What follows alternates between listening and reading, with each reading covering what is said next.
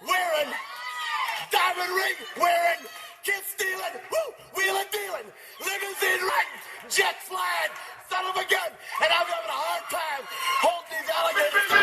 You're talking to the Rolex wearing, diamond ring wearing, kiss stealing, wheeling dealing, limo jet flying. We Ric Flairing on them niggas. We Ric Flairing on them niggas. You talking to the Rolex wearing, diamond ring wearing, kiss stealing, wheeling dealing, limo jet flying. We Ric Flairing on them niggas. Jack, we Ric Flairing on them niggas. It's apparent these girls staring. I'm Ric Flairing, gold across my chest. I'm fresh to death, I'm Paul Bearing. Not at all scary. When I open like Betty Wops and find to these circles that's going in like a carry shot. Woo! I'm going in like a Mary Pop off that Mary Crop at the top flow at the Marriott. So questioning me is like questioning you. See, we the best dressed, so come and get blessed with the crew. Not one but two, different ways to slaughter your crew. Committed tat across the chest, I guess she blessed with the truth. People want to see them checks, representation of proof. Living through my elders trying to resonate to the youth. But ain't nothing to get my flash on. Longevity is heavily embedded in my melanin. Layman terms, I last long. My grind repetitive, I'm smoother than real silk. Lyrical cash cow who can't cry over spilled milk. We in here. You're talking to the Rolex wearing, diamond ring wearing, kiss stealing, wheeling dealing, limo jet flying. We Ric Flairing on them niggas. We Ric Flairing on them niggas. You talking to the Rolex wearing, diamond ring wearing, kiss stealing, wheeling dealing, limo jet flying. We Ric Flairing on them niggas. We Ric Flairing on them niggas. This ain't no normal situation, this preparation with greatness. Industry full of fakeness, it's really up for the taking. See, life is what happened to you, more so how you take it. Don't get stripped of your knowledge and mentally leave you naked. I like to live otherwise. I'm sorry that I'm fresh to death. I put the polo and apologize. See, Black Sun, we ain't nothing like the mother guys. Quit to socialize, we organize, then we mobilize. Off the deep end like a scuba diver. And no confusion, just keep it pushing like Uber drivers. Woo! Business fresh just like a supervisor in a Gucci visor. Can't find a smoother rhymer. You're talking to the Rolex wearing, diamond ring wearing, kiss stealing, wheeling dealing, limo jet flying. We Ric Flairing on them niggas. We Ric Flairing on them niggas. You talking to the Rolex wearing, diamond ring wearing, kiss stealing, wheeling dealing, limo jet flying. We Ric Flairing on them niggas. We Ric Flairing on them niggas. Yeah, DQ baby. Shout out that boy Nigga for that fire track. Hey, Black Sun, sun up. What's up, Vinny Vegas? What in Vegas? Yeah. Shout out Pharaoh's Kids, D-Phase, yeah, Bubba C, yeah, Ric Flairing on them, Ric Flairing on them, Ric Flairing on them, Ric Flairing, son up, baby.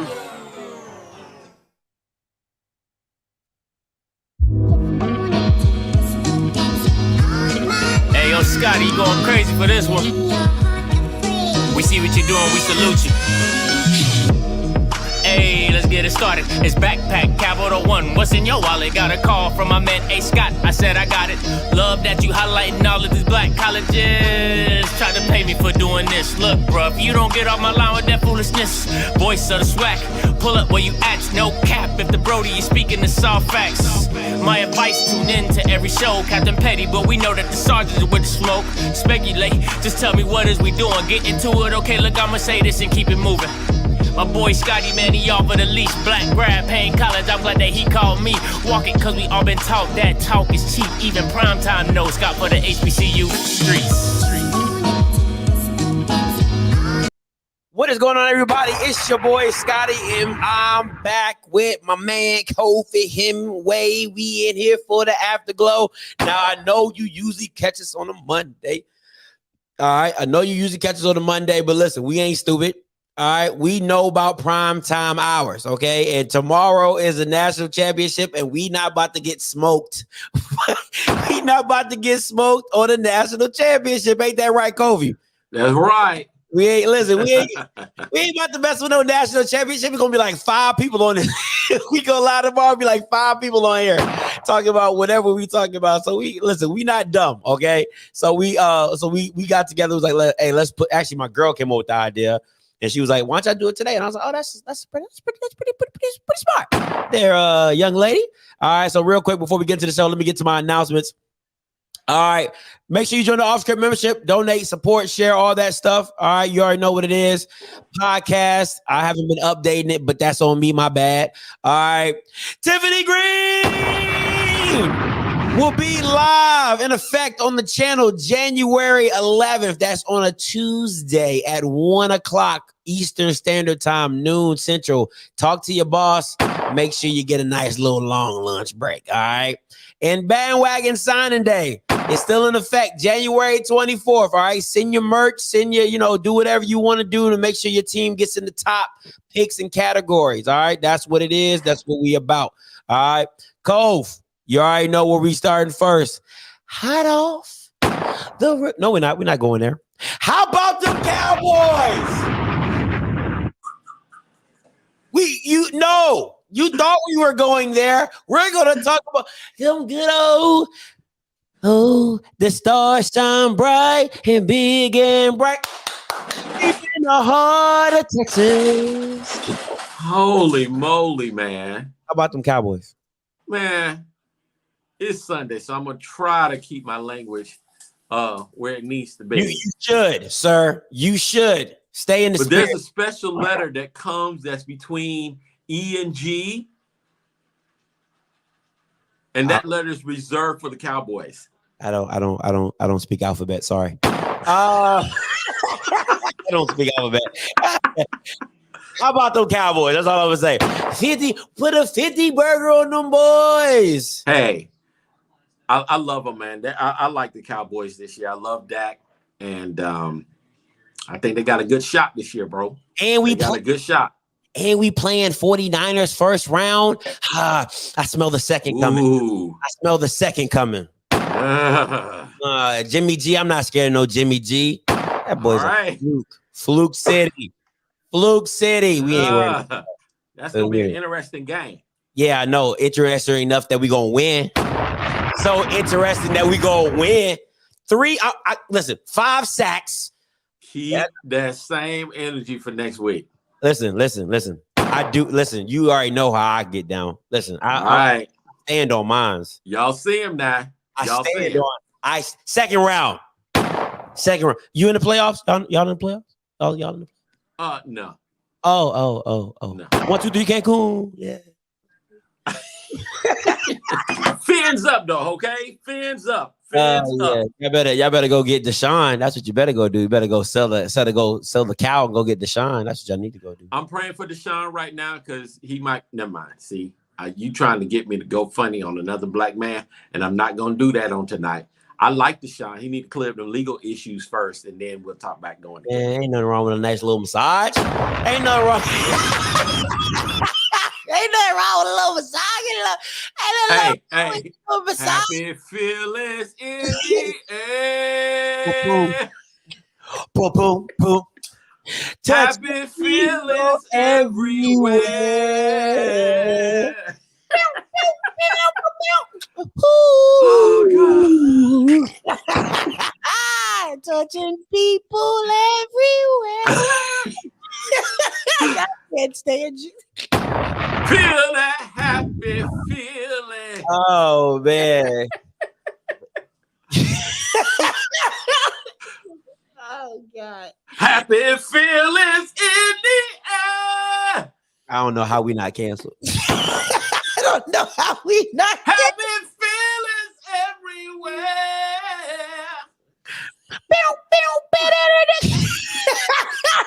Something is wrong with us. Oh, Jesus. Oh, man, that's real tears. Essential oil, Deshaun. See, you started this, man. Essential oil, Deshaun. He got an anointing for that special oil. Man. Jesus, man. Jesus. That's funny. Oh man, that's funny. That's messed up. Anyway, all right. Woo, moving on. Next topic. All right. Hot off the recruiting process. Hot off. Listen, it's been a wild week. It's been a wild week, bro. Just the last couple of days has just been nuts. Oh my goodness. It has been, I mean, like just hot. Boy, I mean, like hot cakes. You know what I'm saying? Flapperjackers. Just, I mean, it's everything, however you want it. So let me get my screen going here. Listen, now you know where we got to start with first. Big news coming in from yesterday and today. Alabama A&M. Alabama A&M getting a 4-star from Arkansas. Okay, big news, hot off the press. All right, transfer from Memphis. All right, and then they got another linebacker today. Dre Terry commits to Alabama A&M as well. Now, the receiver calls himself Baby Megatron. All right. The receiver calls himself Baby Megatron, and the Dre Terry dude, who's a linebacker coming out of high school, he was a DB and a receiver. So he has some wheels. He has some. Listen. They got a little nice little something there. They got a nice little something brewing. If only they fans would just come to the darn game, that would just be amazing right there. I think that Alabama A&M literally, and I've said this before, they're sitting on top of a gold mine. They got nice facilities. They've got really a championship coach, and they seem very comfortable and very complacent with their support. You have your diehard Bulldog fans, but man, they really should be excited about this 22 edition of the Bulldogs. They should be excited. That hashtag 22 dogs is not a game, And also shout out to Light On Sports because all these images you about to see is about to be Light On Sports. All right, so that's pretty much what it is. He's taking over like the FCS recruiting scene. All right, so next up, Rocket Mortgage Hornets.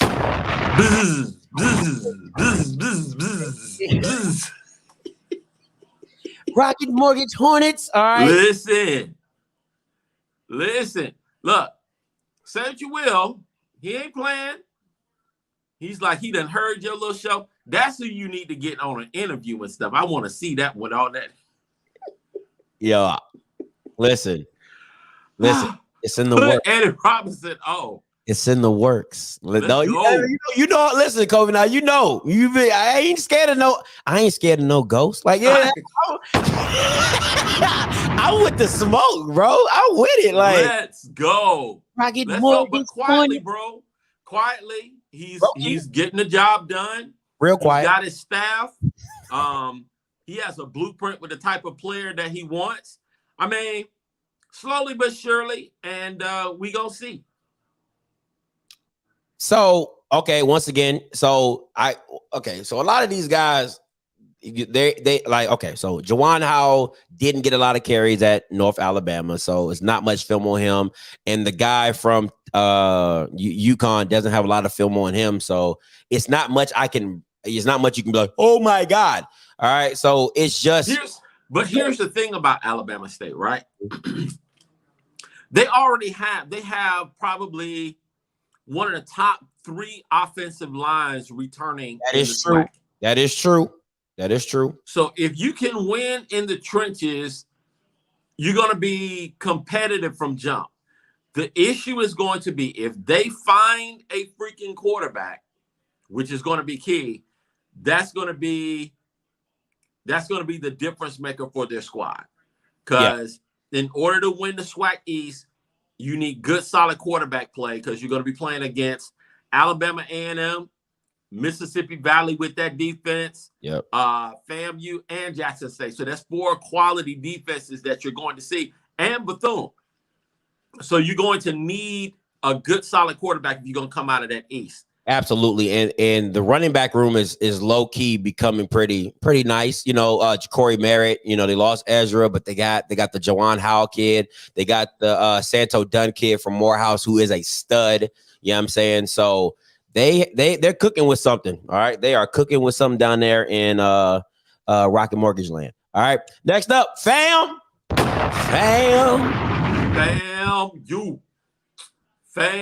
look. How y'all do it? I don't even know what that is. Yeah. Right. Yeah. Both. Down. Drop Yeah. it down to the left. Yeah. To the right. I saw that let's on. Turn it around and let's do it again. Right. Left. Both. Drop it down and to the left. To the right. Hey. Turn around. Let's go. Let's do it again. Yes, sir. I saw that on Coach KJ Black joint, and I'm like, that was at the basketball game. I was like, man, they are lit at the basketball game. I'm like, that is what's up. You know what I'm saying? But no, listen, okay, so the Iowa State kid has absolutely zero. Well, I don't want to say absolutely zero. He didn't start. He played in the reserve position, so I don't know. But I watched the Georgia State kid. I watched his film today. He is a bigger Bishop Bonnet. I think Bishop Bonnet is a little faster than him, but he's a little bit more stocky. But he's just a little bit bigger version of Bishop Bonnet. I think that's going to be a great addition to the team. Real talk. The Iowa State kid is a Duval County kid from Jacksonville Range, which is a championship level program. You know, for him to play at Iowa State, the guy has like 3 more years left on his eligibility. So we got somebody that's a transfer that has the potential to really stick around for a minute. He's fast. He likes to hit. And he's going to be a nice addition to that linebacking core, which is slowly but surely rounding into a solid group. That's good. I like that. Okay. Now, you know, y'all cooking with something over there. Y'all cooking with something. All right, let's go. Next up, Graham. Listen, all you got to do is lead this kid up here. Maurice Washington. Okay? Maurice Washington. Listen. You ain't playing, bro. Man, listen. I talked to somebody from that is close to the situation. They said this kid has the potential. He said right now this kid's probably the best player in the SWAC, hands down. That's no lie. That's what somebody told me that has watched this kid from a long time. They said this kid he can do it at safety and he can do it at running back. He's probably the best athlete in the SWAC right now. That's what they said, straight up. You know what he's looking for, man. Your interview with him, by the way, was just amazing. Thank you so much. But it gave you some insight in terms of what he's looking for. And already, like, again, Grambling wasn't far away last year. I know, fam, you kicked them to sleep. But Grambling wasn't far away last year. And I know they was eating Rice Krispie treats and all that other stuff for breakfast. But Grambling wasn't far away. They had roaches in the weight room, but they wasn't that far away. Hey, man, listen, don't try to mess up my plug with Hugh. You know what I'm saying? You over here talking bad about Graham. OCD, so I'm sure the roaches is gone by now. Listen, bro. Listen, they got a nice TV up in there. You over here speaking bad about Hugh and his program. You gonna mess it up for me. I ain't saying nothing about you. I was just saying, they had Rice Krispies for breakfast, you know, when they came down to FAMU and cornflakes and stuff, and players got mad. Hey, Coach Jackson, I'm not approving that message. Okay, I'm not approving that message. Coach the G Jackson stands for gonna get some breakfast.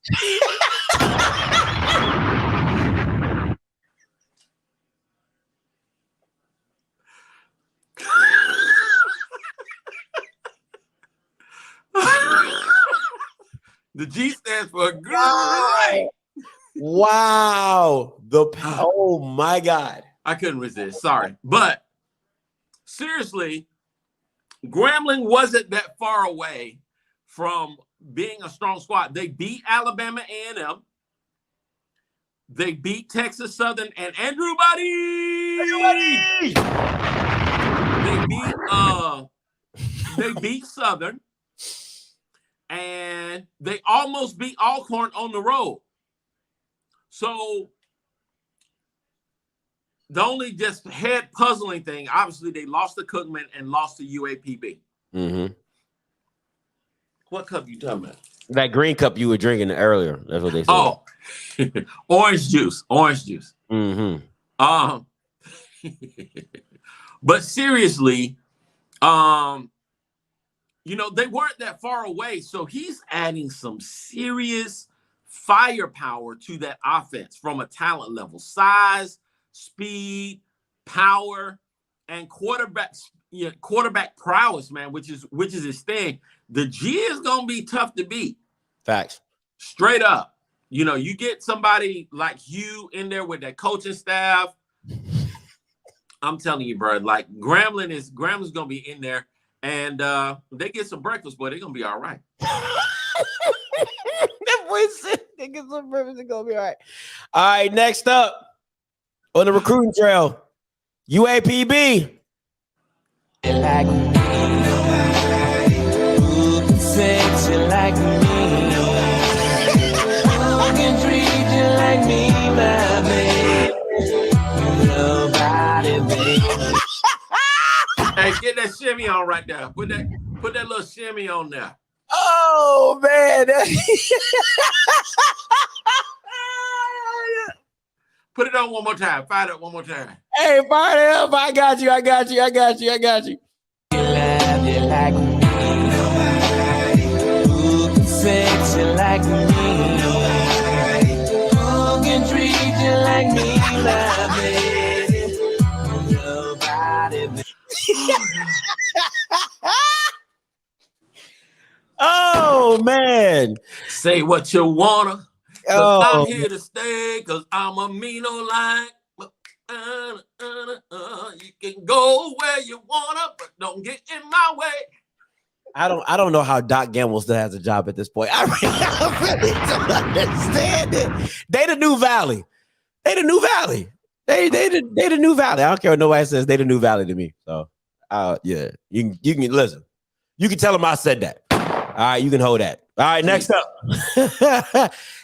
Southern. Now listen, I like this kid, Trey Lane. I think he could be like the knockoff version of TJ Watt in the SWAC. Like for real. Like if I was watching, the funny thing is when I was watching his tape, I was actually watching the game he was going against Jamari Jones. And I was just like, who is this kid? Like he just kept popping off the screen. I'm like, who is this kid?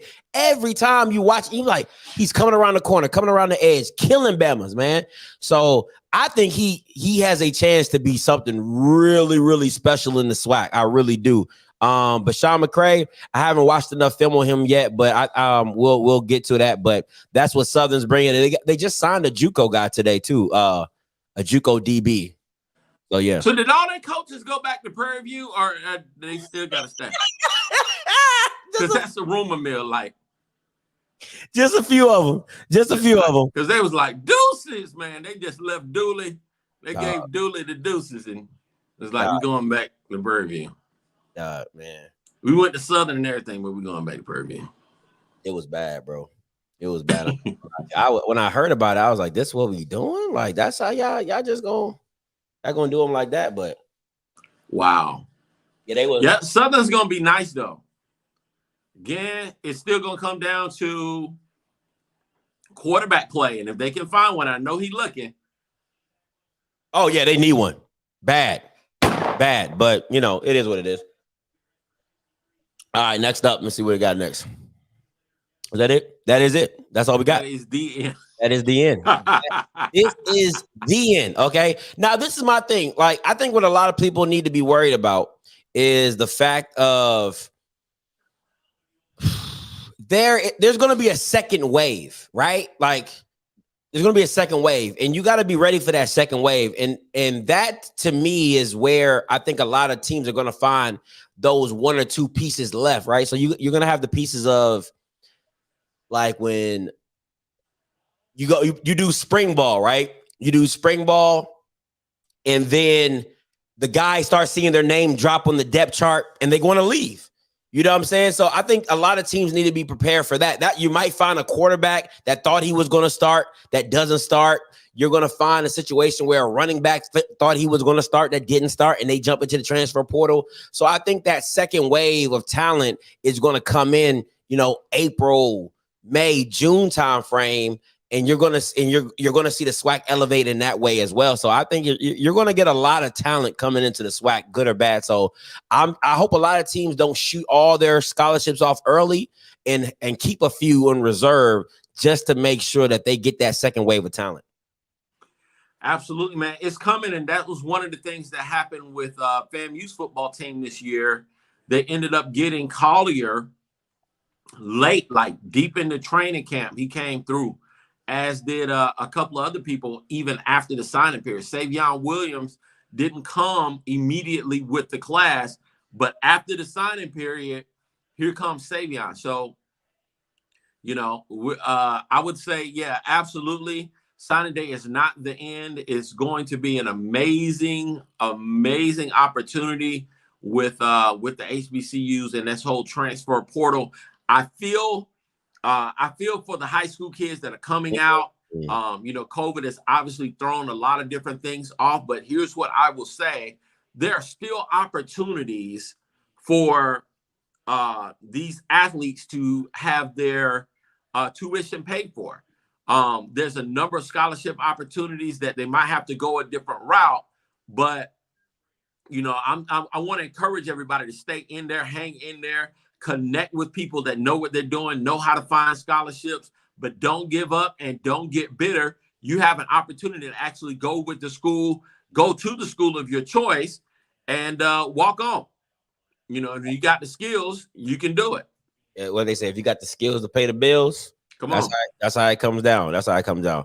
All right, so hold on. Did I forget somebody? I think I forgot. Hold on, let me see. I had to recheck my presentation. I felt like let me see. Let me see. Oh shoot. I forgot about this team. Hold on, let me. Oh yeah. And Jackson State got a 4-star recruit. Receiver. So I don't know what I'm supposed to. I don't know. Okay. What's his name?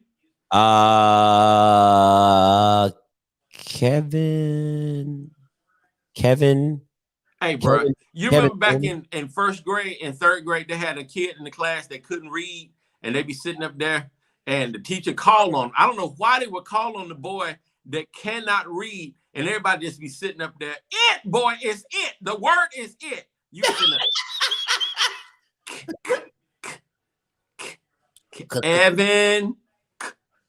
Oh. And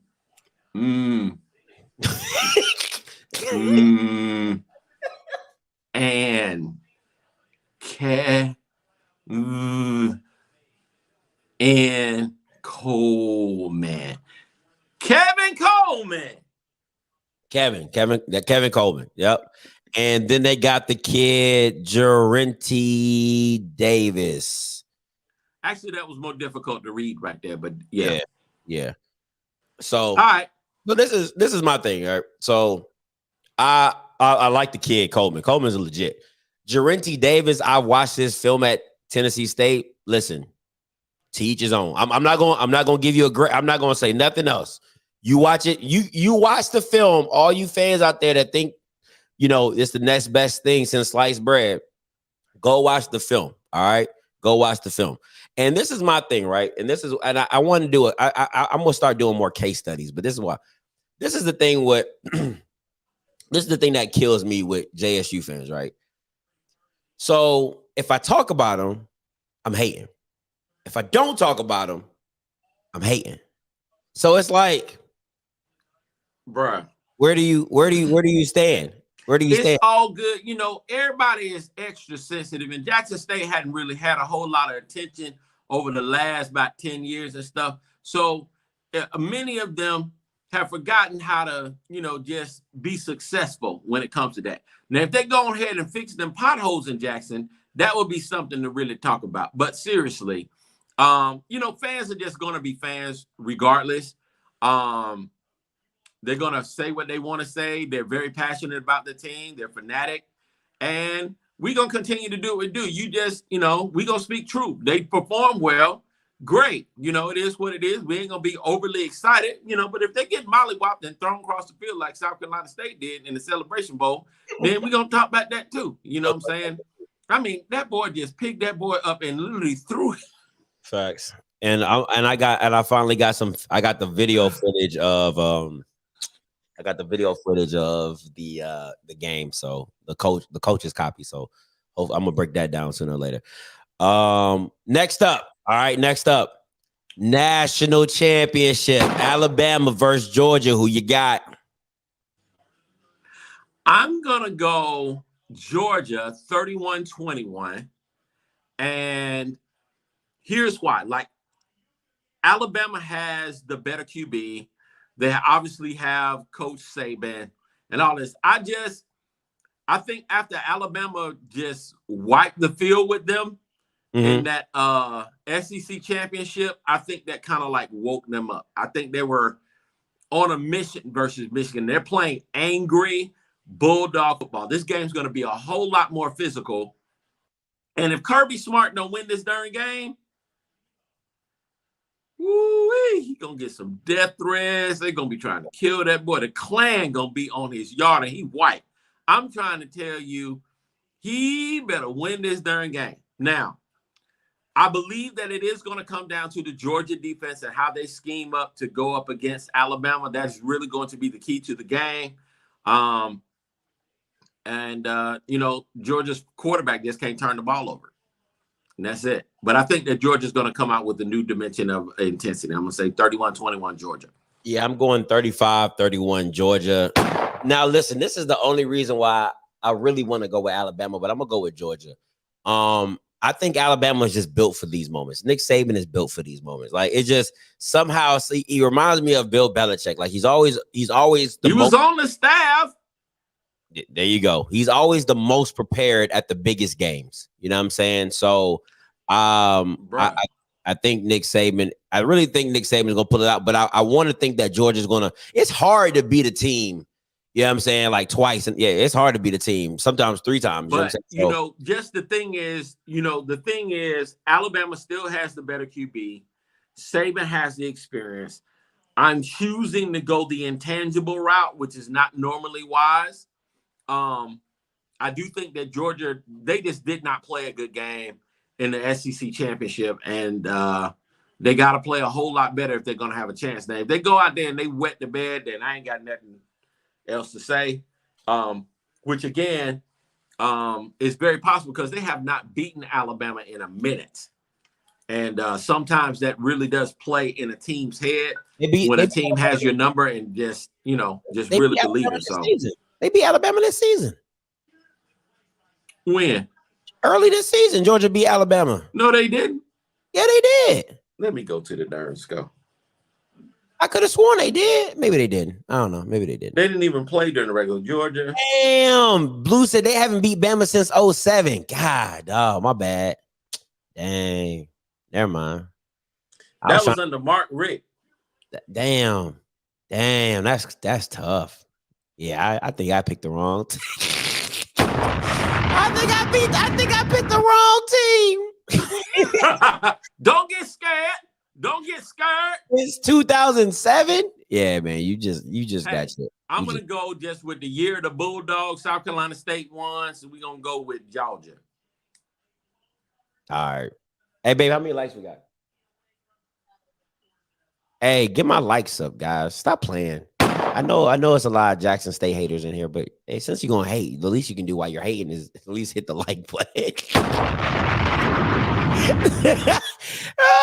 Now, here's the thing that pisses me off about the University of Georgia, right? They had an opportunity to, like, Deshaun Watson was right there in their backyard. Mm-hmm. And Mike Bobo, who's no longer with the University of Georgia, felt like Deshaun Watson didn't have the talent, the arm strength, and just was too frail to play the QB position. And I'm sitting up there like, bro. And then he goes to Clemson and wins the national title. Yeah. Could have been at Georgia. Seriously. Wow. Then they let my man go, who's now playing with the Chicago Bears. Justin Fields. Justin Fields was a quarterback at the University of Georgia. Yeah, he lost the QB. And they found a way, huh? He lost the QB battle and he transferred. You see how that worked out. I'm like, where's Georgia's QB now?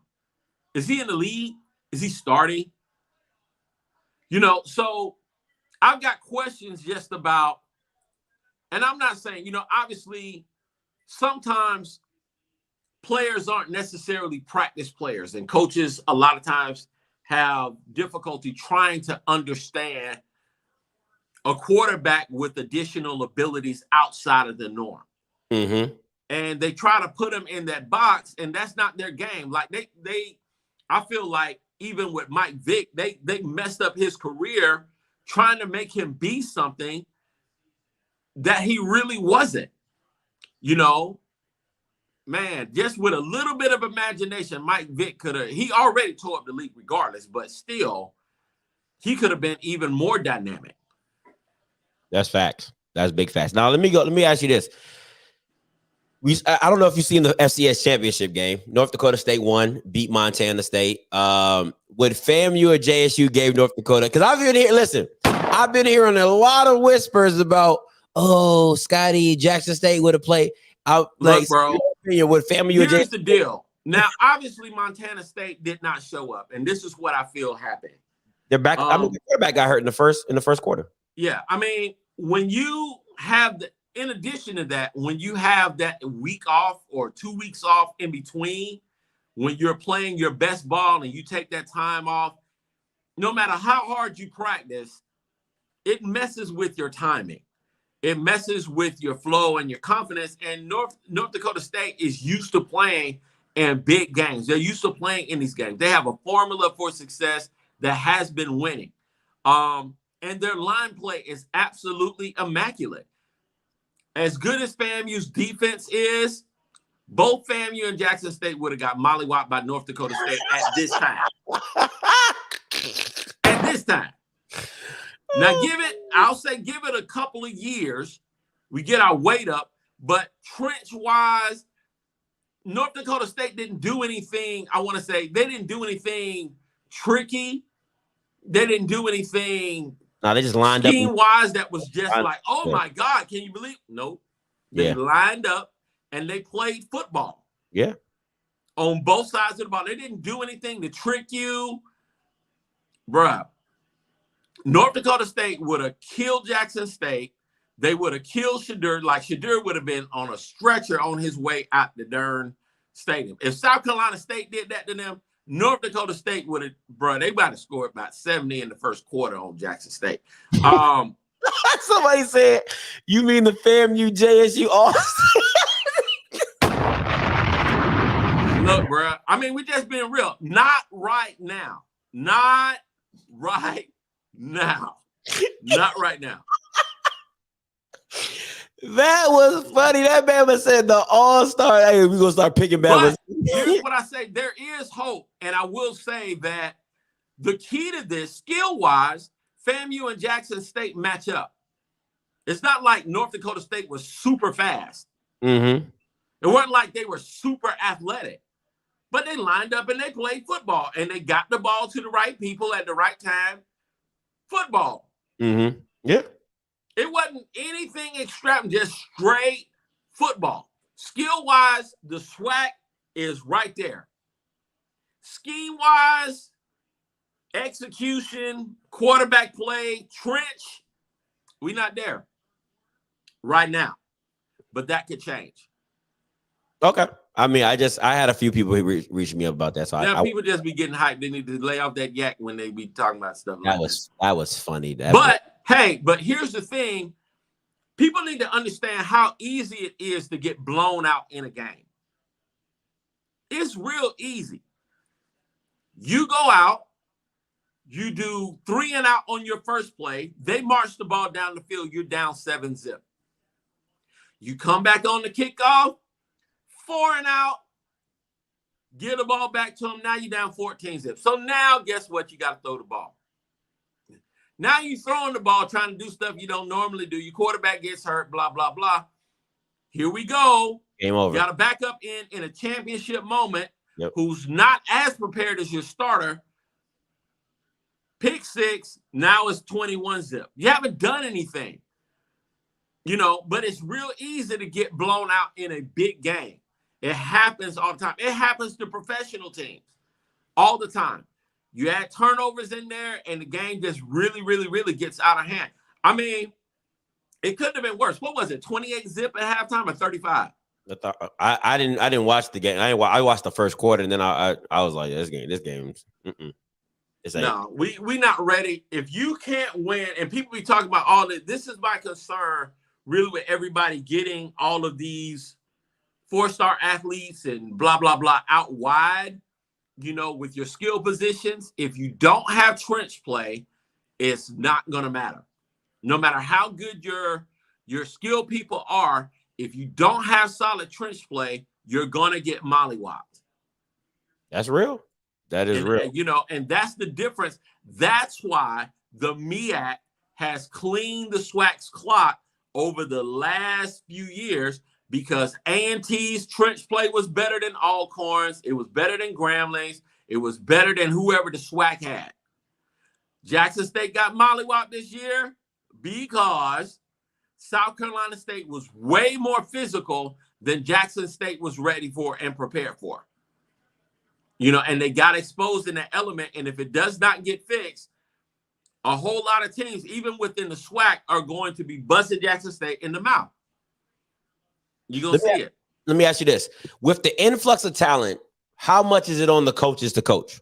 It is very much on the coaches to coach, because you still got to develop your talent. The eyes now are on the SWAC in a way that it hasn't been in a long time. Okay? You still have to develop your coaches develop your players, because you've got to put your players in their best position to make plays. Now that you've got this talent, how are you going to align your talent to, I want to say, scheme against the opponents that you face? How are you going to maneuver your talent around to put them in the best position? Because if you come out with my boy that they just signed at Jackson State and just throw slants, that's not going to work. Not long term. So you got to be able to coach. If he gets bumped on the line with a taller, more physical corner that's not on that high school, because, a lot of times these kids in high school, they play against a little skinny, slow people that make the little highlight film. They're not going to get that when they come. And a lot of people are shocked because they feel like because you transferred, now you're going to be the superstar. And it's not necessarily the case. You got to coach. You got to put your players in position. They still got to be disciplined. You got to have the right schemes. You got to manage the clock. You got to continue to work on fundamentals. You got to understand what you do well. And you have to have nuances in your game that are going to help your team really succeed. Coaching is extremely important. I'll go to a tennis analogy for this. Serena always had talent. She was always talented. But she needed a coach that was going to bring that talent out, and help her to focus her skills so that she could develop scheme-wise, I want to say strategy-wise on the court, to know what to do with the ball and when. Could she run? Yes. Could she do cartwheels? Yes. Was she athletic? Yes. But when she played players that were more consistent than her, that hit the ball just as hard as she was, she had problems. So then when she got in the middle of her career, as talented as she was, even though she won Grand Slams, she needed another voice in her ear to help her structure her game to get over the top. And then, the rest is history. She's got the second most Grand Slams in tennis history, because largely of her athletic skill, but also because of coaching. You need coaching. So my thing is this, right? Because this is what scares me. What scares me are the McNairs, the Dooleys, the Dancies, the Connells, because they're used to getting pebbles and making them gems. right? But now you're getting gems, and now you're trying to turn them into diamonds. You know what I'm saying? So, like, McNair is used to not having a lot and making it work, and then you seeing a full course meal.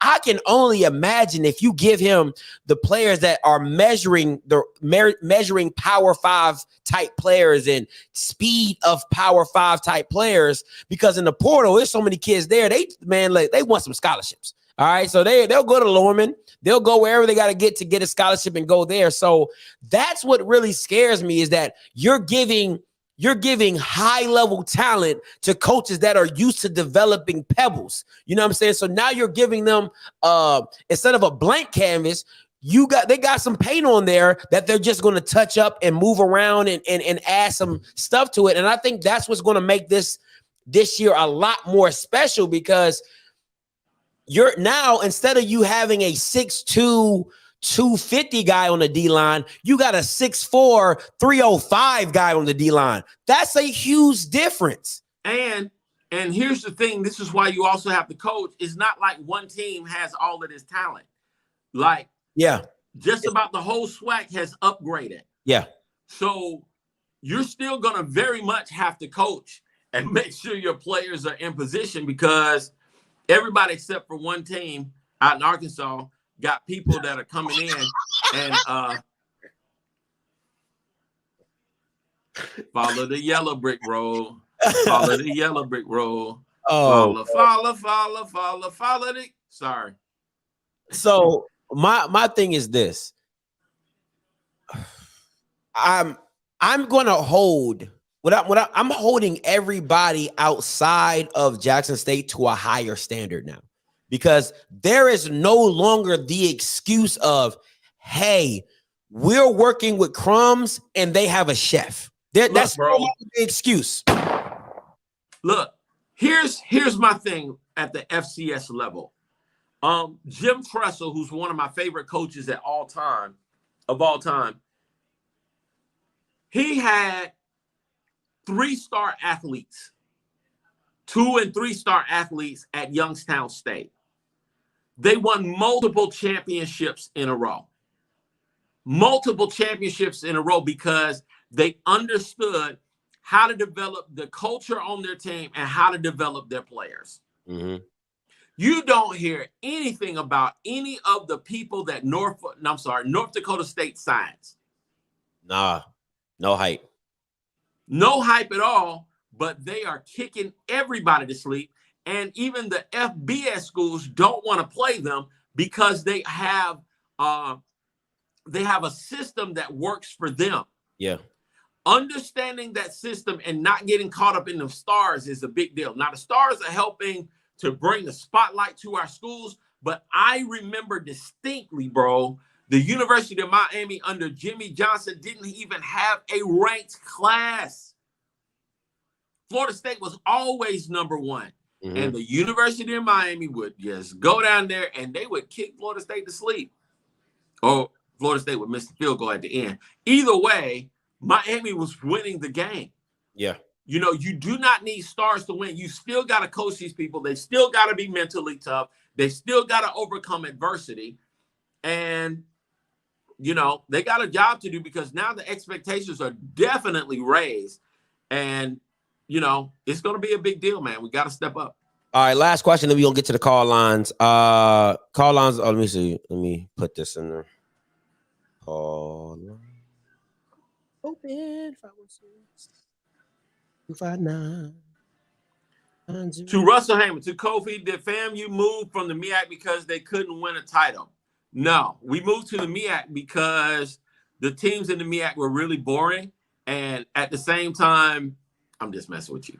But really from a travel standpoint, the SWAC made more sense. That's why we moved. In addition, the fan bases, the travel time between our teams, the camaraderie really with the SWAC, even though we argue and talk trash all the time, was just more conducive to what we had in the SWAC. And I want to say the 5-year plan, in addition to the financial increases that we would get by being able to negotiate our own apparel deals as opposed to doing what the conference was doing like it was in the MEAC, The compensation was just totally different. It didn't make sense for us to remain in the MEAC and lose money. Got you. All right. So last question before I go to the call lines. You know, when you hear the white lady, call lines is open. You are the only participant in the conference. All right. Rank the coaching staffs, coaches and their staff in recruiting is a part of it. Give me your top 5. Woo. All right. So you have to go with Dion and his staff as number 1 because they won the SWAC. They're killing the recruiting game. Well, he is killing the recruiting game. But the staff is on there, and so they're not messing it up. They had over 200 recruits in for their homecoming for the game. So, and they've got a system, and they're pushing the bar as far as technology with that. And they're getting a good amount of production out of the athletes that they do have. So I'm going to say Jackson State right now is number 1. After them, I would say FAMU. Coach Simmons and his staff are doing a phenomenal job across the board. And they're not far away. They just need to get some hardware. Obviously, you need to win the conference. So Coach Simmons, then I would say Carnell Maynard and his staff are amazing. They do a good job. They did not quit after getting killed on their homecoming. They came right back out and played hard against FAMU, almost won that game, but they didn't lose a game for the rest of the year. So that speaks to the adjustments that the staff was able to make. I want to say intrigued by how well they played Mississippi Valley. Because I was like, wow, boy, I was thinking Mississippi Valley had an opportunity for the upset, but A&M came down and laid down the hammer. So Maynard, that's 3. 4, I would say Hugh Jackson. They're killing it, man, in the recruitment game, but they haven't played a game yet, so I can't put them higher. Yeah. All right. Then I would say Dooley right now. Not Dooley or McNair right now. McNair knows had kind of like a down year. They had a lot of transition, losing the AD, dealing with a lack of resources, getting them boys some shoes, man. All right, but just the little things and stuff that they had out there in the cornfields out there in Lorman and everything like that, in the mud slicks and stuff. So they were out there. And I think that McNair and his staff are amazing. They really do a good job of casting a wide net and pulling in players from everywhere. Because anytime you could get somebody to come from the city way long out there in the country, where there ain't nothing, and no Piggly Wigglies and nothing like that, that's a big deal. So I would say McNair because he has the championship hardware to prove. Okay. This, it's funny. I'm asking this question. Key asked me this question, and I was like, oh, gee, I was like, I'm gonna ask this on the channel because this joker is pretty hard. And she separated. She said top 5 coaches and then top 5 staff. She asked me that, and I combined them, and I just said recruiting is thrown in there too. And this is my thing. I said, and I'm very systematic. I said it was 1A and 1B would have been between Alabama A&M and Jackson State. And the reason I say that is because Connell Maynard is an offensive genius. Like offensively, they're strong. Jackson State is weak offensively, but it's not bad. And the fact that as bad as their defense was, Jackson State's offense is better than their worst. You get what I'm saying? Like it's better than their worst. So and Dion's recruiting and Connell Maynard's recruiting, I give Connell Maynard the push because he has no name. Like he's doing. Man, look, Connell Maynard is not. Dion has superstar status. Like he is an A-list celebrity, okay? But Connell Maynard is not like a freaking slouch. Like he won the MEAC as a player. This guy went through the playoffs as a coach in Division II, which no Division II team has done. He made history, bro. Got to the finals, got killed on the road, but still getting there tells me that this guy knows how to win football games. And when you assemble a championship team, you understand how to recognize talent and how to put that talent in position to win games. Now, he talked himself. You gonna let me finish? You gonna let me finish? Oh, go ahead.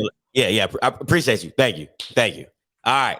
God almighty. All right. You got me stirred, man. You got me stirred. Go ahead. Clearly, you over here, I'm over there like, dang, can I get my 5 out? So, so with all that being said, okay, well, I was so rudely interrupted. So you paused. Yeah, well, I wasn't looking for the response. I was going through. I was processing. I was processing. All right. So with all that being said, I would go with JSU being number one because of the fact of if you were taking everything evenly, Jackson State, they're never as bad as Alabama and A&M's worse. Right. Number two has to be, for me, is A&M. 3 is FAM, because I give credit to what they did with Rashawn McKay, but that playoff game it soured the taste in my mouth. I'm like, bro, if that's what you came up with after what a week of game planning, and that was the game plan you came up with, yeah, that left a sour taste in my mouth. Number 4, I would go with I can't go with Hugh. And I can't go with Hugh because he hasn't done anything in the SWAC. You know what I'm saying? So I'm going to go 4. I would go McNair. 5, I will go Dancy. And the reason I'm going Dancy is because he does a lot with a little. And he's always going to be. Did he mow that field? Huh? Did he mow that field? Did he mow the field? No, I don't think he mowed the field. Did they get him a lawnmower? I don't know. But they're supposed to be getting him a new field. He's supposed to be getting a new field. He's supposed to be getting, he's supposed to be getting a new field. So my 1, Jackson State, 2, A&M, 3, 4, McNair, 5, Dancy. That's my top 5. But now you can go ahead and stir all the stuff you were stirring. But McNair, it was that comment you made about Connell Maynard that got me stirred. That's what it was. Maynard knows his circles. He has a lot of relationships with high school coaches and just coaches around the country. So when it comes to being able to communicate, you can see really with his personality, he's quite personable. He's funny. He's relatable. And, people like him. Kids like him. And he's got history with being able to develop talent. I just wish that the A&M fans would really wake up and see the gem that they have before it's too late. Facts. Because again, your team is winning and you're still not showing up to your games except for classics and stuff. So I can only imagine what it's like when you lose it. It is what it is. Somebody said, what about McKinley from Texas Southern? Boy, sit down. Said 5, top 5. Yeah. He's not in the top 5. Right Hey, caller, you live. Talk to me. Hey, enjoy the show. Thank you, sir. For some reason, I couldn't get through on my cell phone. But so from my perspective, I didn't see where Jackson State coaching staff made any group of players or any player better. Seemed like Shadur was the same person he was at the beginning of the season. And who was that cat who played defensive end against us, and he was like killing it. Houston. He disappeared. And I think Hugh Jackson, he's coached at the top level until he shows me he can't do it. He's the number 1 coach in the league until he just throws up on himself. So really, everybody's talking about FAMU and Jackson State. Right now, I'm worried about the G-men because it may not happen this year, but it's going to happen soon because it's not going to be a lot of people that's going to out-coach the G-men. Now, a lot of people ain't going to out-coach Hugh Jackson. Okay. No, I mean, I don't see. There's some holes in your argument. I agree with you that I do agree with you that a lot of the players were what we saw. There was no incline in play going through the season. So I'll give you that on some Jackson State players. For Houston, I disagree totally. What at the end of the season for Houston, Bama's just like, yo, he's not going to beat us. You know what I'm saying? Like, he's not going to beat us. So people are focused on blocking him. But if but if you're a top coach, you figure out how to move him around and make him productive. They right? did, but they did. I mean, if you watch the Celebration Bowl, they took him from the D lineman, they stood him up, and he was rushing, standing up, and he was getting, and it was a little too late, but yeah, but that's what they did. They did make that adjustment. So, and at the end of the day, if you're a great player, you just make it happen. Like you're going to get double teamed. Go ahead, Kel. If you want to say something. But that wasn't. I mean, I just want to point out that Houston was a small factor in the game, not largely because of, South Carolina State beat them up, but that wasn't necessarily the reason that they lost. It was Shedur's turnovers that put South Carolina State in a winning position. And I think that Jackson State was just betting. They didn't think that South Carolina State was going to throw the ball the way that they did with those wide receivers. But the wide receiver play from South Carolina State just really, they had better wide receivers than Jackson State had DBs. And right quick on the FAMU and Louisiana game, the playoff game. Yeah, I think they were a better team than us. But at the same time, I think we kind of spent ourselves a little bit with that classic game that we were really focused on. Then we got into the playoffs and we were like super hyped. Bro. Really, bro? Nah, I'm a Rattler to my heart. Man. And I love Coach Simmons and I love the staff. But the game plan, first of all, just to give up a fake field goal for a touchdown. Right. After you gave up, I think it was a blocked. It was a blocked special teams play. Special team coach. I'm not into putting people out of jobs, but you got to get him some training. I mean, that's what you do with any other job, right?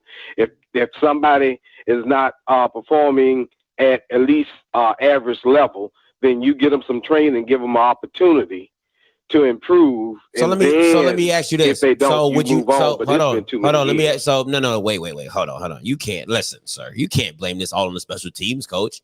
No. Listen, wait. And I'm about to comment. And I'm about to comment on what you just said. And I'm about to comment. No, I'm commenting on what you just said. And what you just said is he needs training. Well, that means your head coach and the offensive coordinator, they need training because everybody in the world said you should have ran the ball and you came out throwing it like you were the LA Rams and you had Matthew Stafford. So who needs training then? I know. I totally agree. I disagree with our game plan. Definitely. Yeah. I'm not trying to. So the first thing I said, I think they were a better team than us. I came out and said that right off the top, right off the rip. But I think we could have had a better game plan. There's a lot of factors that went into it. But yeah, we lost and we need to move. I need to move. I haven't heard anybody else. He said we. No, I mean me. I need to move. That's funny. Hey, appreciate the call though, man. That was funny. I needed that laugh. That boy said, "No, we need to move. Not we. Just me. I need to move on." That was funny. Hey, what's up, Mr. Ford? Talk to me. Okay, let me turn this down. Okay, now you know how I like to do my stats after the before I get in. Let me tell you this, FAMU got the best staff. The reason I didn't pick Jackson State got two people on their coaching staff that are not up to par. The first one is the offensive line coach. Like Blue told you before, that guy needs to go. That offensive line maybe had one good game. That was the Alabama A&M game. After that, they were mediocre, never could get it together. The other guy that's a weakness on Jackson State staff is Pollock, Michael Pollock. I don't know what he's doing. I don't see what his contribution is. He needs to go also. Let me just say this about I watched the game yesterday with North Dakota State. And if you brought North Dakota State to Georgia, there's only one team in Georgia can beat them. That's the University of Georgia. They'll beat Georgia Tech. They'll beat Georgia State. They'll beat Georgia Southern. I've said to y'all over and over, and you know I've said this, Scotty. Mm-hmm. North Dakota State is an FBS school playing in the FCS. Okay? I done said it over and over. Yeah, it's Mr. Campbell time said for the them same thing. to go FBS. That's what they are. They are the big fish in the small pond, whereas black people, we like to be the little fish in the big pond. Okay, now let me just say this right here. That guy, Cornell Maynard, you talking about, that was a guy from the late 1970s all the way to the 90s who was one of the most dominant coaches in HBCU football, and we never talk about him. His name was Billy Hayes. Billy Hayes trained Cornell Maynard. Now, one of y'all just told you the point. See, Cornell Maynard went to the Division II championship against Valdosta State. I think it was maybe 2015 or 2016. We hadn't had a black school to go to the Division II championship since 1983, and that was Billy Joe when he was at Central State. So I'm just telling you now, don't sleep on this guy Cornell Maynard. Cornell Maynard knows what he's doing. Okay, that's what they did up at Hampton. See, he didn't understand that the president at Hampton is a king, and that you don't talk until he gives you permission to talk. And so that's why they ran him out of Hampton, which was their fault. But I'm telling you, because as soon as this boy doesn't win another year up at North Carolina A&T, that coach Cornell Maynard's going to Greensboro. He's going to be the next coach at A&T. But let me tell you, Scott, I have some stats for you, and then that's the last thing. Talk to me. I looked up the stats yesterday. Okay, the largest budget in black college football is Prairie View at $19 million. The budget for North Dakota State is $24.6 million for their athletic budget. Here in Georgia, Georgia State's athletic budget is $30 million.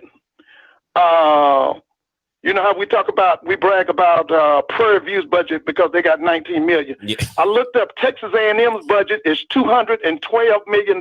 That's what they spend on athletics. That's second. Texas has the largest budget. Their budget is $221 million.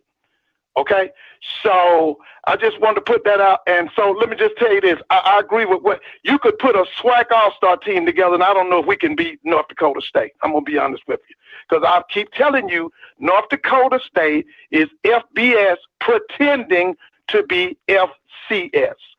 Have a good night. Hey, Mr. Kofi, keep it going now. Y'all have a good night. I appreciate the call, Mr. Ford. Ooh, man. Man, he really don't be, man, when Mr. Ford don't like somebody, he don't like them. When Mr. Ford don't like you, he remind me of my mom. Like, my mom don't like you, you gonna know she don't like you. She ain't about to sugarcoat it. She gonna be like, I don't like you.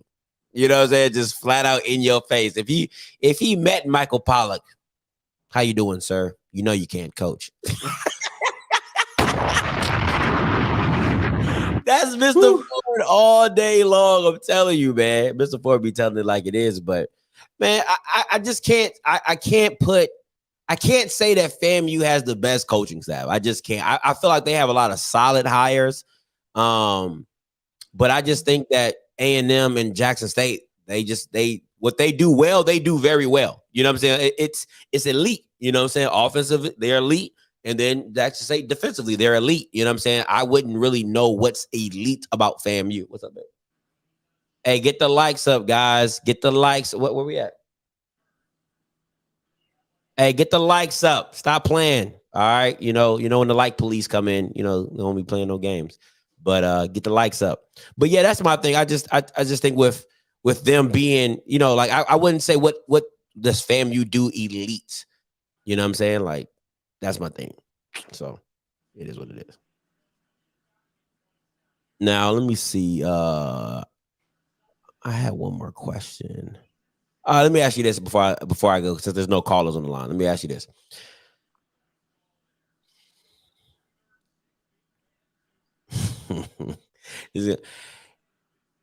Did Isaiah Land deserve to win the FCS Defensive Player of the Year? Yeah. Just really with the stats that he had, the only other person that I would have put up there would have been Houston. But they chose who they chose, so he won it. Mm-hmm. And with the people that were in the room, Land had the best stats. It wasn't close. Okay, so let me say this, and let me preface this because God, man, you I say anything on my channel, they be like, oh my God, it's gotta you just love white people. Come on, man. This is my thing with Isaiah Land. It's the same argument I had for what's the kid from Southern, the kid that won it last year. I don't know. Keep going. Yeah, that. How do I say this? Let me first reference. I'm glad that 2 SWAC players back to back have won the title.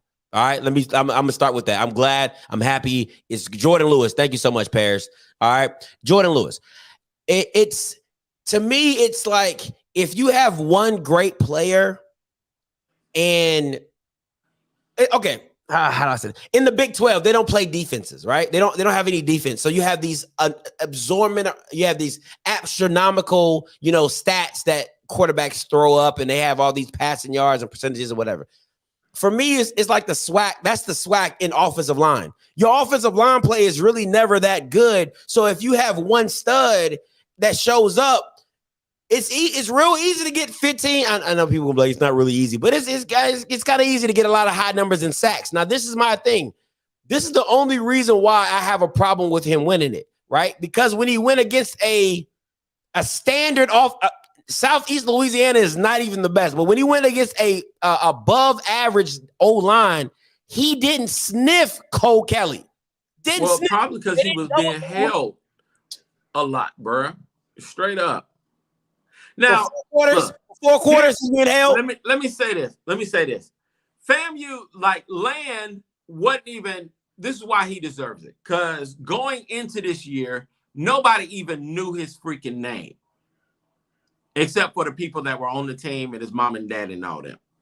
Okay, but he bust his tail, man. He worked his tail off. He got bigger, got stronger, got faster. Worked on his technique, and he made the plays. Everybody else had the same amount of opportunities against the opponents. Nobody had the year that he had, largely because he made the plays. So I have to give credit where credit is due, knowing where this guy came from and his approach to the game, his work ethic, and he's going to grow in technique going into next year. That's going to help him even more as people focus on him. But that, of course, would be a mistake because there's some other people on their defensive line that are going to be really, really difficult and quite formidable. I like General Hunt. I like Hunt. Yeah, General Hunt, bro, is a beast. Yeah, but he ain't the only one, bro. It's kids that didn't even sniff the field. Largely, Savion tried to tell people, like, bro, it's like some people coming through that they had forgotten about, but it's going to be ballers. So all right. I'm just saying, it may be some more. It may be some more no names. And hey, until the SWAC fixes that offensive line play, it is what it is. He made the plays, he made the stats, and he did what he was supposed to do. It was really bothering me. I think it was a good question. I think, and hey, there's a lot of people that, a lot of people online felt the same way that you did. Some people that went to other schools, hey, he didn't play all game. What? Look, he didn't necessarily have the best game. One game makes you. I'm not saying that because you cannot show up in a game. It's facts. It happens all the time. I.e. James Houston. All right, so we want to talk. But James did get a sack, but he wasn't the James Houston that everybody knew and love or whatever. So you can scheme a person out. You're absolutely right. But sometimes even with Bruce Smith, when Bruce Smith went up against Richmond Webb with the Dolphins, he had problems. Now against everybody else, he dominated. But there's always somebody that can match up well with you, sometimes with matchups. That's real. There's always somebody, except for that dude from the Rams. There ain't nobody stopping him. What's his name? Aaron Donald? Yeah, he's a monster. Can't nobody stop him. Yeah, it's a monster.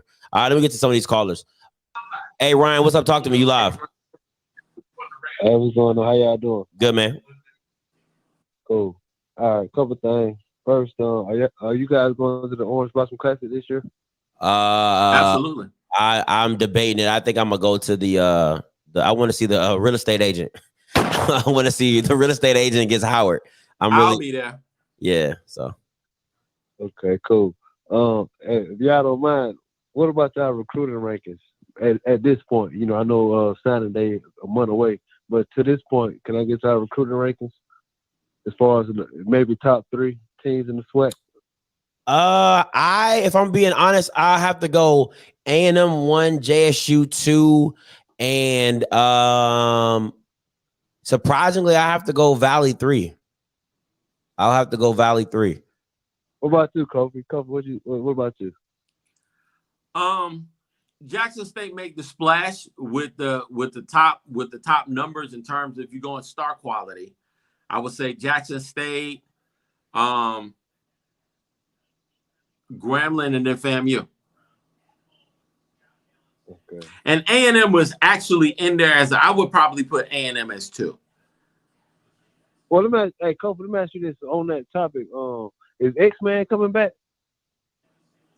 X-Man's going to be, he's not coming back, but the wide receiver room is quite full. Okay. And getting fuller as we speak. Well, look, Scott, let me debate you with this real quick, and I'm gonna get off the phone. Why Jackson 2 though? Because they didn't cover any needs. Everything they did has been a lot of what they've gotten is stuff they already had. You know what I'm saying? For me, when you recruit, I'm gonna recruit a position that I need.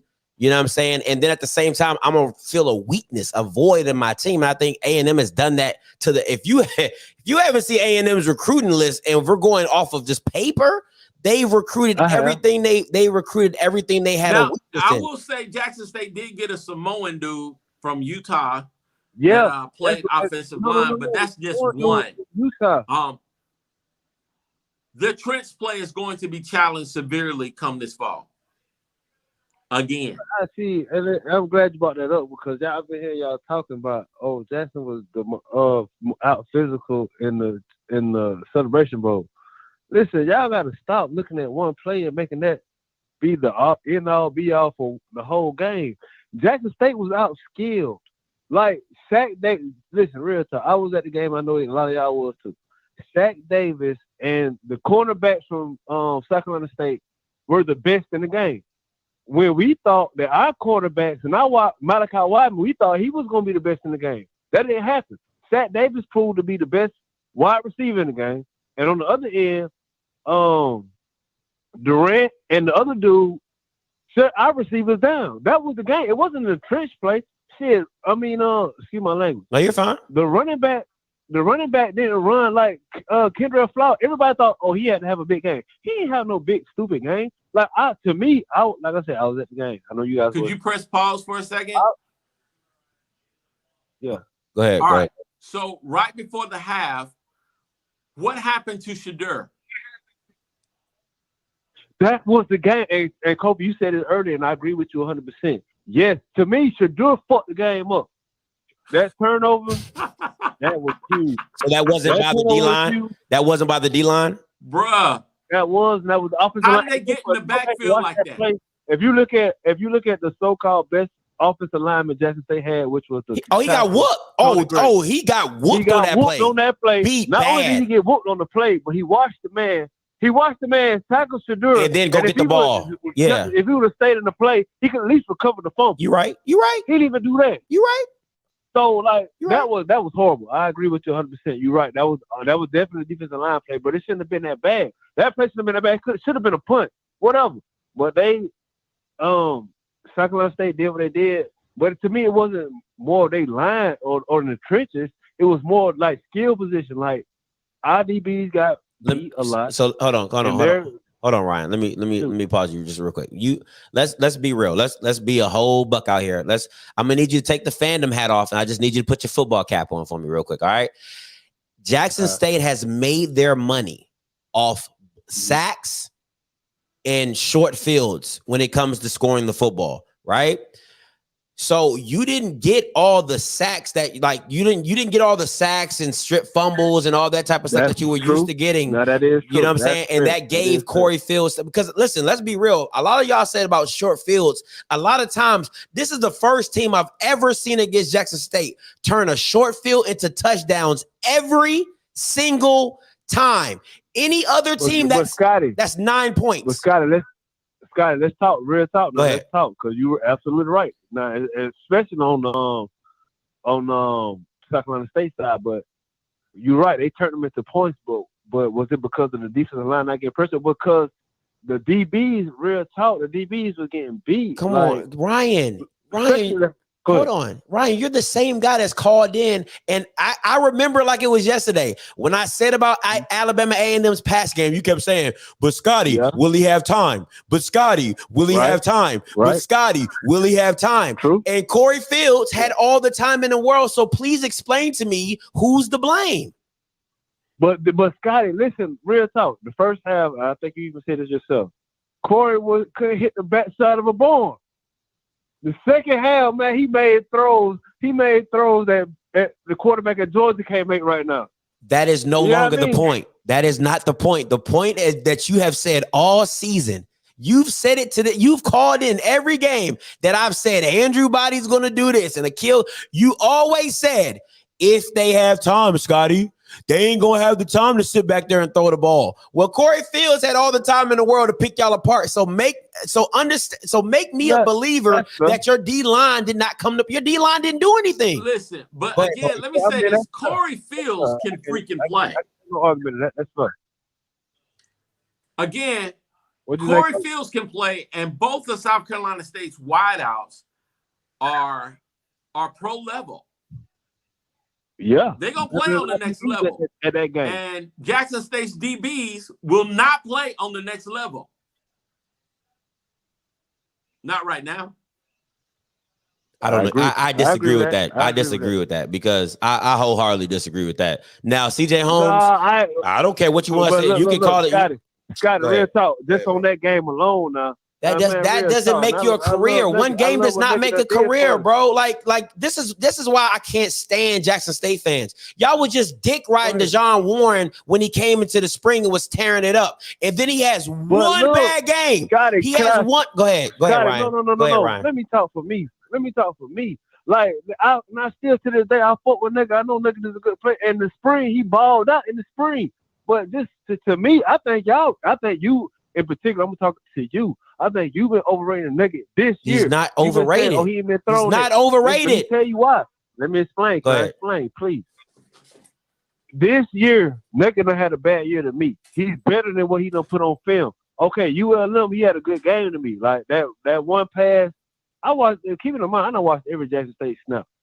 That one pass, they caught a pass interference on nigga, but that wasn't even pass. That was good defense. But Alabama State, if you watch that game, they threw at nigga. And that little dude burnt them. Like, that should have been a touchdown. That's one of the players you said should have been a touchdown. It wasn't. He misplaced the ball. Mississippi Valley, Ja'Cory Rankin, he caught a couple balls on nigga. Like, nigga to me is a shutdown corner. I agree. He has the potential to be a shutdown corner. But he missed plays this year. Like, and it happens. But he missed a lot of plays this year, and people did throw at him. Mississippi Valley threw at him. Ja'Cory Rankin caught balls on him. Alabama State missed the ball. That dude could have caught a touchdown on nigga. South Carolina State exposed them. Everybody on the defensive back. Not just nigga, but you know what I mean? And I'm a J-State fan. I like nigga. I appreciate what nigga has done for us. Like, you know what I mean? And I'm pretty sure he's going to bounce back. But, like, he had a bad year this year. I'm sorry. Fields with those wide receivers was the best quarterback that Jackson State basically faced all year outside of Glass. I think Fields had I think Shaq Davis was the best receiver they've seen. Somebody who can Fields is a better athlete than what's the boy name? Glass. I think Fields had a receiver who could snag on J-State.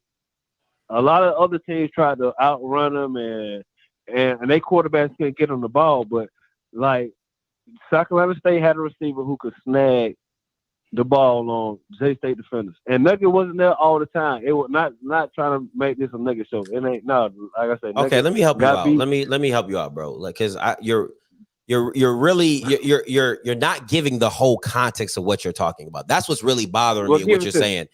Okay, when Nugget, listen, it's not even Nugget. If you put Nugget in a off man corner, nobody would catch anything on him. Unless it was a wide receiver screen or maybe like a short route, but he would come up and, tackle what he does or whatever.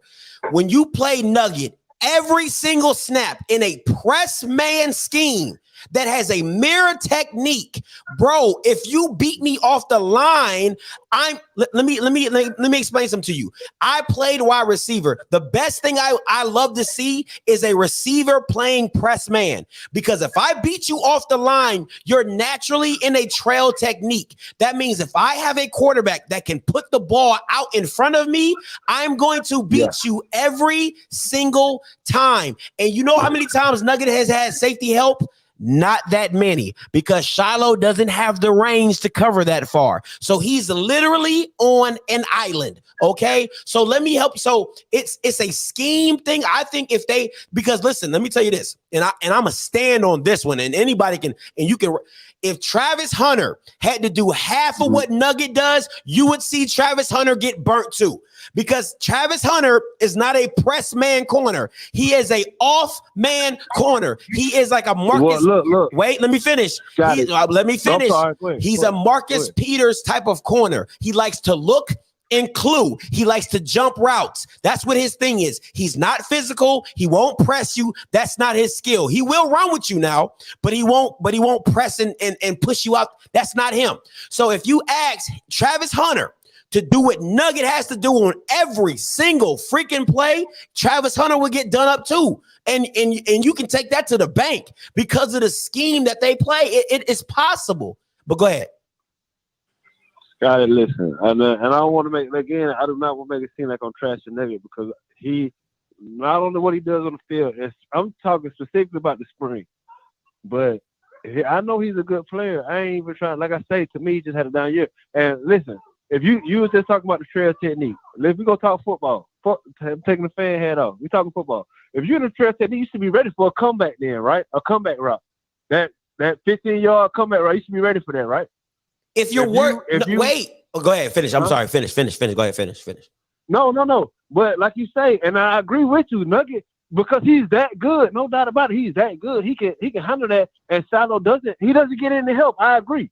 But when you do get beat off the line, you should be ready, or you should be at least expecting that comeback route. So I don't want to hop on the 4th and 19, but that's for somebody that good as Nugget. I know he's that good. That's unacceptable, sir. In that moment again, that's unacceptable. You're nitpicking a technique that. But that wasn't the only time. Wait. He got beat on the comeback right at Arizona State too. Listen, if you would chill out and listen. Bro, what's more important, the fade or the comeback? Answer the question. What's scarier? What's scarier? The fade. So that's not the point. That wasn't the point. We're gonna stick to the point. You talking about comebacks? We're gonna stick to comebacks. Okay. If I get beat, is more important. Exactly. If I'm pressing you and you beat me, I'm in a trail technique. The thing is, a corner in my head, I'm thinking I can't get beat for a touchdown. So Nugget is thinking, let me catch him. So once you think about let me catch him, I'm stopping my route and coming back. You're still going to be running for it naturally because you think you're going to get beat for the fade. That's what makes the comeback so nasty. That's why Nugget in an off-man technique, he can sit. They're called read steps, right? When a DB is not worried about your speed, they'll take a few read steps. They'll read your chop, or when you sit down where you sink your hips, and then they'll jam on the ball. That's why you have a lot of corners breaking on comebacks and hitch routes. But when you're playing a press man technique with a trail, you're either going to have to grab or be so good to read your hips. But let me just say that I need to interrupt this conversation a little bit. Can you hear me? Go ahead. Yeah. So there were a couple of key plays after Shadur made those interceptions in the second half. So the fade route, touchdown. Guy just got beat. But the 4th and 19, the 4th and 19, they were getting Jackson State on those. I want to say, is it timing routes or back shoulder throws? Back shoulder. Yeah. Back shoulder throws that, no other QB in the SWAC really executed that particular game. But with the wide receivers that South Carolina State had, they exposed that. They did it. I agree. And it worked. So, just really go ahead. I'm sorry. the main thing with this game was the turnovers by Jackson State. Jackson State had how many? Was it 4 or 3? I know Shadur had 2 at least. All right. So he had a fumble. He had 2 interceptions. So that's 3. So, but again, those are the plays that you end up that turn a close game into a blowout. And the fact that Jackson State couldn't establish a run game because guess what? Their offensive line couldn't run the ball. True. But the only thing I'm saying there, and I'm gonna leave it like this. Nugget, I think if you ask Nugget now, he'll say, like, I should have made that play. No shit, Sherlock. He was an off man, 4th and 19. Of course, he thinks he's the best corner. What corner is going to say, I don't think I should have made the play? He's going to say he's going to make the play. But the game was before that. The game, it was a lot more game before the 4th and 19. There's a lot of games. And I don't put that on Nugget. Like I said, now the game was not Nugget's fault. To me, I put that game on Shadur. Shadur made turnovers in the red zone. So you're talking about... To me, that was on Shadur. Okay. We'll leave it at that. I'm not putting that on Nugget. I'm not putting it on Nugget. I put the game on Shadur. Like, I'm not putting that on Nugget. Like I say, I expect a lot from Nugget. Like I said, what he showed in the spring, Nugget is an NFL prospect. I'm not disputing that. Like I said, I was disappointed in him because I expect more from him. That's all I'm saying. Okay, everybody's just like y'all allowed that Shadur to have 3 bad games in a row. I don't Nugget can have a bad game. Appreciate the call, Ryan. Nugget can have a bad game as well. Y'all allow Shadur to have 3 bad games in a row, but Nugget can't have 1 bad game. Okay, miss me on that, my guy. But I get what you said. Hey, caller, you live. Talk to me. Okay. Hello, Scotty. Coach Stewart here again. I have an all-script question for both of you. What's your evaluation and critique of the SWAC TV coverage by ESPN and all the major networks? And what are your expectations and what do you think would be some improvements for next season? Say it again for me. All right. This season, ESPN and the majors covered the SWAC football games on TV and stuff.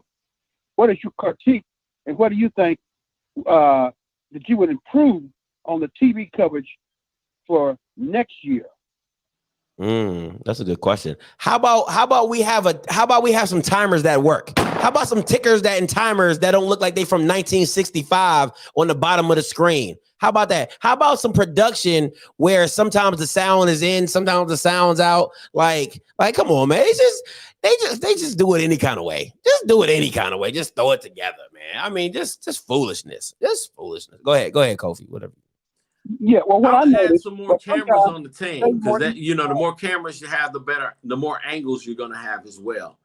But a lot of this sometimes just the level of the stadium or the quality of the stadium may have something to do. But I think just with more cameras and just with more investment with the creativity, and I would say just really with that whole feedback, I think that's something that should be communicated with not only the SWAC office, but also those that cover the game with ESPN. That was a good question. All right. Thank you. No problem, Coach Stewart. Appreciate it. Yeah, I like RG. Somebody said get RG off. RG. People just be hating on RG. RG has good lingo. He has good energy. He has a good football IQ. If you listen to what he's saying, all of that stuff, man, it's a part of the whole process. But we get more teams that are on TV. It's going to help. Yeah. Key said, I was disappointed in JSU fans that left their team before the game ended. Yo, she was hot about that. Yeah, she was hot. She was like, she said that's kind of messed up because of the simple fact of, when they're not doing what you expect them to do, you can't be there and support them, when they gave you all they got and, they got you there and you was bragging on them and stuff like that. But then when they start losing, you dip on them. that was pretty tough. Well, there was some guy that was there was a guy that was from North Carolina A&T that was going through the stands and with a girl from Alcorn State. So he was coming down. He was like, "Hey, JSU, y'all still believe? Y'all still believe? Y'all still believe? What's wrong with y'all? Y'all still believe? Oh man, they look so sad. Jackson State, y'all still believe? Y'all believe?" So they was trolling them left and right. They want to listen. If I bought a Cowboys ticket, you know how much them tickets are? Oh, I'm staying for the whole game. Okay, they expensive because I probably spent over $200 or $300 on the ticket. I probably bought food there that probably cost me another $50. Listen, I'm gonna see the players walk out. I'm gonna see the players walk out to their car. I'm gonna try to get me a picture with one or two of them or something. Yeah, I'm getting my money's worth. You bugging, boy. I love my boys. I'm gonna ride that junk out to the cows. Come on, it's too expensive. Now I get it. You know the Celebration Bowl wasn't that expensive, so I don't mind leaving on that ticket. But them Cowboys tickets, they are not cheap. Jackson State, y'all still believe? Y'all still believe? All right. She's so nice. Look at them nails, bro. Okay. So to the people in the comments that are saying all teams do that, they don't. So let me say this. FAMU fans stay of trash talking that you all do for you all to walk out in the third quarter. FAMU fans did stay. Now Alabama A&M during their homecoming. They got out there. They were out.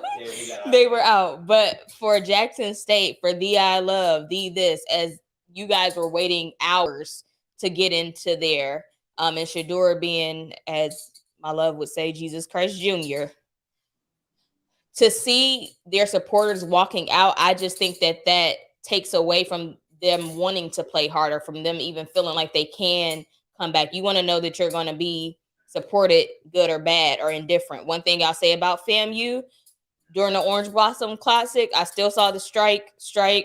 What is it, honey? Bowl. Yeah, bowl, strike. I still saw them doing the rattler fingers and all of that stuff.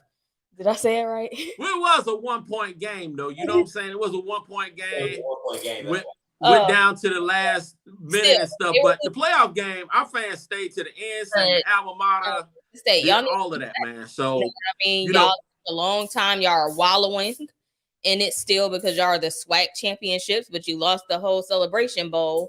And we're going to let y'all ride that little sympathy wave that you guys are riding terribly.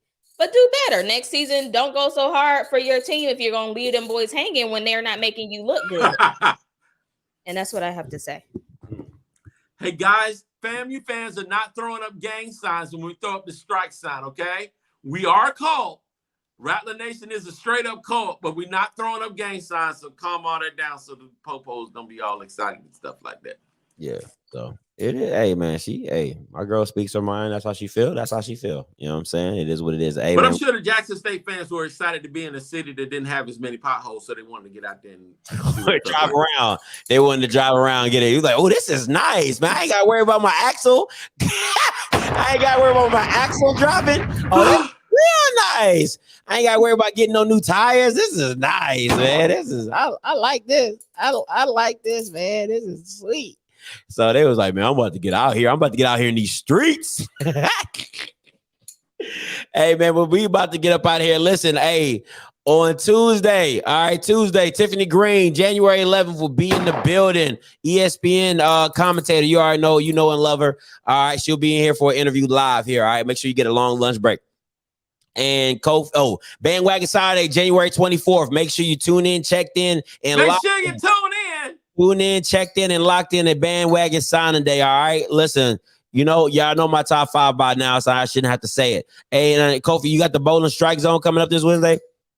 It's the strike, and strike again on Wednesdays at 7:30. Wednesdays at 7:30. It's gonna be hype. We got a lot to talk about. Yeah. So she said do the finger so she can learn how to do it. All right. So you put 2 fingers up, not like Seeley did in The Color Purple and stuff, but you put 2 fingers up like this, and then you bend your elbow back like this, and you make a funny face, and then you snap your fingers forward like that, and then you pull it back. And if you really want to have it, you just vibrate it and boom, like turbo in breakdancing and stuff. You just right there. You saw that vibration right there. You just right there. Put that strike out there. Wow. You're going to get canceled. You're going to get canceled. Pop them snakes right there. Bam. Right there. You're going to get canceled for real. Oh my goodness. Something's wrong with you, bro. And then you throw out there and you say, Rella! Something is wrong with you, bro. Oh man, and it's spelled like RATTLUH, something crazy like that. So crazy. Yeah, LUH, you however you want to spell it. Y'all funny. Y'all funny. That is y'all. You too much, bro. You too much. What do Jackson State fans do? Do y'all do this? Rawr. I don't know what they do. What do they do? Something is wrong with you, bro. But listen, hey, I know what the Grambling fans do. They be doing snap, crackle, pop because they get Rice Krispies for breakfast. This Bama boy, you stupid. Hey, listen. And if you don't forget, remember recruiting hot, man. We're recruiting hot scene, so you know how it is. And UAPB still don't have it. Like me, who can sex you like me? Get your shimmy on, people. Get your shimmy on. Like me, my baby. Nobody, baby. They still don't got nobody. I don't know how Doc Gamble has a job. Oh man, hey, listen, that's our time, man. We gonna catch y'all next time. Until next time, you know what I'm gonna do. I'm gonna holler. God bless.